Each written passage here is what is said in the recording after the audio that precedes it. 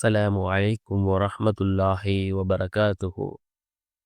அன்பார்ந்த இஸ்லாமிய சகோதரர்களே, அல்லாஹ்வின் நல்லடியார்களே, நாம் தொடர்ச்சியாக பார்த்து வரக்கூடிய துஆக்களினுடைய தொடரில் இன்று நாம் பார்க்க இருக்கின்ற விடயம் என்னவென்றால், சஹருடைய நேரம், தஹஜ்ஜத்தினுடைய நேரம், நாம் இந்த துஆவை ஓதி அல்லாஹ்விடம் பிரார்த்தனை செய்தால் அல்லாஹ்வினுடைய ரஹ்மத் நம்மை வந்தடையும்.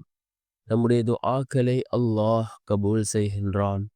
அப்படிப்பட்ட மிகச்சிறந்த ஒரு துஆவைத்தான் நாம் இன்றைய வீடியோவில் பார்க்க இருக்கின்றோம்.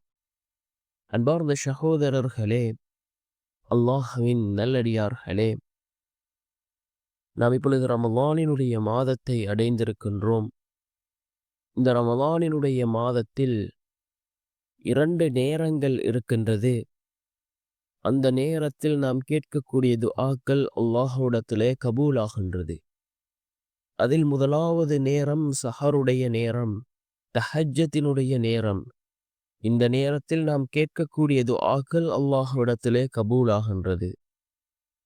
தஹஜ்ஜத்தினுடைய நேரத்தில் நாம் கேட்கக்கூடிய துஆக்கள் அல்லாஹ்விடத்திலே கபூலாகின்றது. சஹருடைய நேரம் நாம் துஆக்களை அதிகமாக கேட்போம்.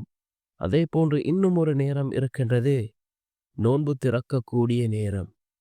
இந்த நேரத்தில் கேட்கக்கூடிய துஆக்களும் அல்லாஹ்விடத்திலே கபூலாகின்றது என்று கூறினார்கள் அருமை நாயகம் ஸல்லல்லாஹு அலைஹி வஸல்லம் அவர்கள். இவ்வாறு நம்முடைய துஆக்கள் இந்த 2 நேரங்களிலும் அல்லாஹ்விடத்திலே கபூலாகின்றது. நாம் சஹர் செய்வதற்காக எழுந்திருக்கின்றோம். தஹஜ்ஜத்தினுடைய தொழுகையை தொழுதுவிட்டு நாம் இந்த துஆவை ஓதுவோம். அல்லாஹு லதீஃபும் பிஇபாதிஹி யர்ஸுகு மன் யஷாஉ வஹுவல் கவிய்யுல் அஸீஸ்.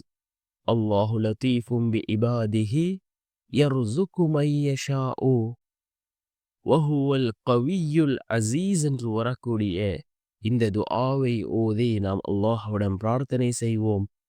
அனைத்து ரிஸ்கையும் அல்லாஹ் நம்மிடம் கொண்டு வந்து சேர்ப்பான். அல்லாஹ்வினுடைய ரஹ்மத்தை பெற்றுத்தரக்கூடிய மிகவும் சிறந்த ஒரு துஆ.